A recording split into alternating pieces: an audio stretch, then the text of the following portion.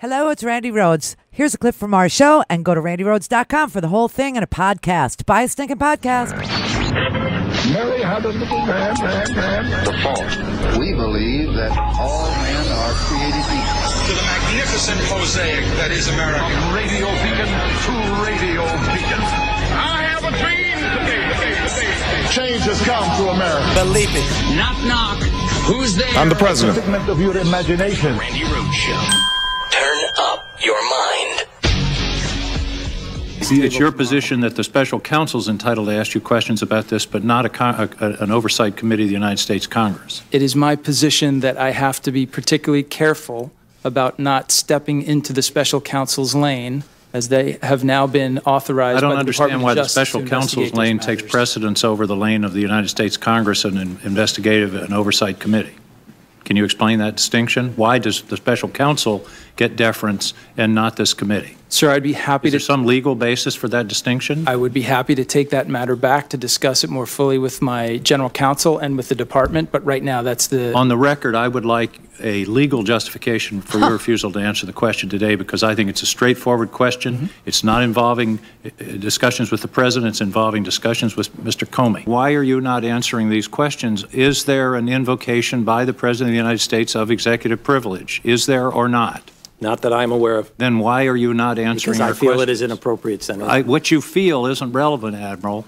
What you feel isn't the answer. The answer is, why are you not answering the questions? Is it an invocation of executive privilege? If there is, then let's know about it. If there isn't, answer the questions. I stand by the comments I've made. I'm not interested in repeating myself, sir. And I don't mean that in a contentious way. Well, I do mean it in a contentious way. I don't understand why you're not answering our questions. You can't. When you were confirmed before the Armed Services Committee, you took an oath. Do you solemnly swear to give the committee the truth, the full truth, and nothing but the truth, so help you God? You answered yes to that. And I've also answered that those conversations were classified, and it is not appropriate in an open forum to discuss those classified conversations. Wow, what a freak show that was this morning, wasn't it? Oh my God, nobody is talking. Everybody is falling on a sword.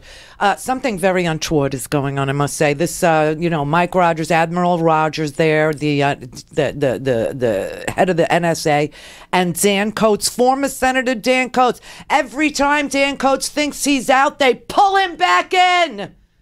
And now they pulled him back in to be the head of the Department of National Intelligence, the DNI. He's the DNI. And they ducked questions all morning long about whether or not Trump ever asked them to influence an ongoing investigation. They parsed everything so carefully. It's like, well, I didn't feel pressure. We didn't ask you if you felt anything. We asked you, did he ask you? Did the president ask you? And then at the very end, they wouldn't answer the question about whether or not Donald Trump had gone to both of them and asked each of them to do something, to lie to the public about this Russia investigation, to take the cloud off of the White House. Both of them, according to a newspaper article that came out, well, there were several of them. There was one yesterday in the Washington Post, and there was another one this morning in the Washington Post. Yesterday, the headline was, Trump asked intelligence chiefs, these two, to push back against FBI collusion probe after Comey revealed its existence, meaning back in March when Comey testified that there really was an investigation. And then this morning's headline was, top intelligence official told associates Trump asked him if he could intervene with Comey on FBI Russia probe. And it says that Trump did ask both Coats and Admiral Rogers to intervene. Now, they won't answer the question whether or not Trump asked this of them. I mean, this was so well parsed, I have to tell you, it was mind-blowing. It was almost painful to listen to them. And finally, Angus King, after he was, and you also had Mr. McCabe, the deputy FBI director. You had, it was just the most amazing crap show you ever saw in your life. Finally, Angus King asked Admiral Rogers, and also Dan Coats, okay? is there a legal reason why you won't answer? And Dan Coates was like lost. He was fumfering and stuttering, and he is an ex-senator. So he's talking to his, collegial buddies there. And he finally admitted, no, there's no legal reason. I just feel like I can't. And then finally, Admiral Rogers said, well, we went to the White House and we asked them if they were going to exert executive privilege. And they haven't told us if they're going to or not. So we don't know what we can and can't say. And Angus King pointed out to both of them, you already started to answer the question. And when you start to answer the question, you then open the door. The only thing that you could have said that would spare you from this opening of the proverbial door is if you said no comment all morning or took the fifth. But you already gave partial answers, and that means the rest of the answer is now due us. It was an amazing exchange. Here, check this out. Director Coates and Admiral Rogers, I think you testified, Admiral Rogers, that you did discuss today's testimony with someone in the White House? I said I asked, did the White House intend to evoke executive privileges associated with any interactions between myself and the President of the United States? And what was the answer to that question? To be honest, I didn't get a definitive answer, and both myself and the DNI are still talking to the White House. So then I'll ask both of you the same question. Why are you not answering these questions? Is there an invocation by the President of the United States of executive privilege? Is there or not? Not that I'm aware of. Then why are you not answering our questions? Because I feel questions? it is inappropriate, Senator. What you feel isn't relevant, Admiral. What you feel isn't the answer. The answer is, why are you not answering the questions? Is it an invocation of executive privilege? If there is, then let's know about it. If there isn't, answer the questions. I stand by the comments I've made. I'm not interested in repeating myself, sir. And I don't mean that in a contentious way. Well, I do mean it in a contentious way. I don't understand why you're not answering our questions. You can't. When you were confirmed before the Armed Services Committee, you took an oath. Do you solemnly swear to give the committee the truth, the full truth, and nothing but the truth, so help you God? You answered yes to that. And I've also answered that those conversations were classified, and it is not appropriate in an open forum to discuss those classified conversations. What is classified about a conversation involving whether or not you should intervene in the FBI investigation? Sir, I stand by my previous comments. Mr. Coates, same series of questions. What's the basis for your refusal to answer these questions today? The basis is what I've previously explained. I do not believe it is appropriate for me to.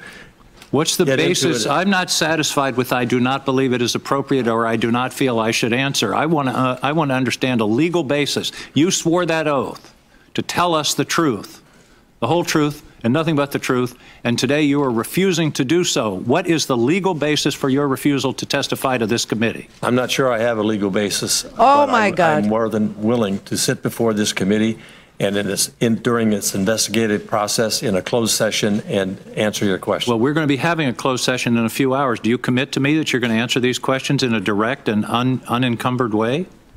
Well, that closed session you're going to have in a few hours involves the staff going over the technicalities of a number of these issues and doesn't involve us. But well, is it your testimony that when you were before this committee in a closed session, you will answer these questions directly and unequivocally and without hesitation? I plan to do that, but I do have to work through the legal counsel at the White House relative to whether or not they're going to exercise executive. Admiral Rogers, will you answer these questions in a closed session? I likewise respond as the DNI has. I certainly hope that is what happens. I believe that's the appropriate thing. But I do have to acknowledge, because of the sensitive nature and the executive privilege aspects of this, I need to be talking to the General Counsel in the White House. I hope we come to a position where we can have this dialogue. I welcome that dialogue, sir. I hope so, too. And I would just add, in conclusion, that both of you testified you had never been pressured under 3 years. I would argue that you have waived executive privilege by, in effect, testifying as to something that didn't happen. And I believe you opened the door to these questions, and it is my belief that you are inappropriately refusing to answer these questions today. Thank you, Mr. Chairman. You can't handle the truth. I swear it was that moment. It really was. We needed Tom Cruise. I never need Tom Cruise, but we needed Tom Cruise in that room that day, this morning. This was such a dog and pony show. And you know what happened? What happened is John McCabe, who is the White House counsel, Don McGahn, sorry, not to be confused with McGahn.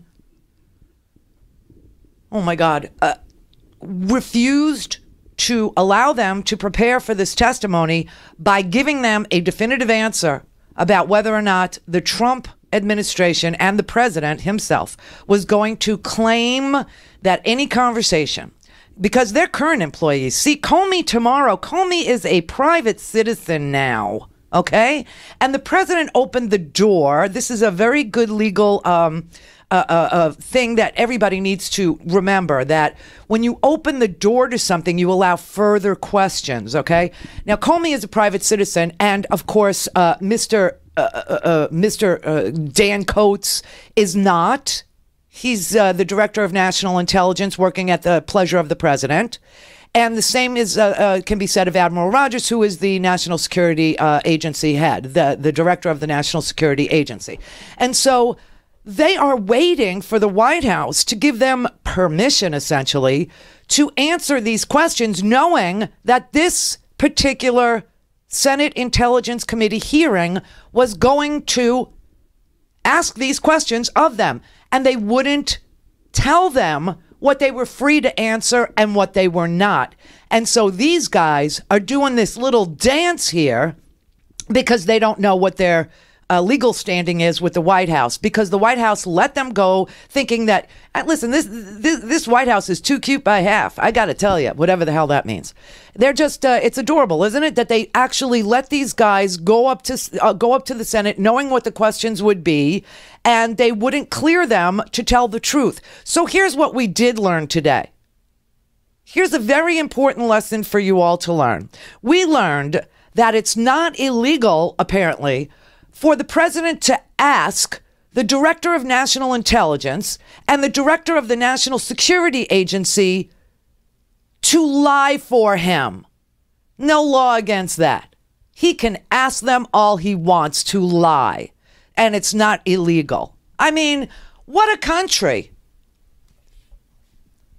They just kept saying, you know, he never asked us to do anything illegal. On my honor, sir. I mean, it was just it's so out of a movie. On my honor, I have never been asked to do anything unethical. I have never done anything that would distort the intelligence. Nobody asked you that.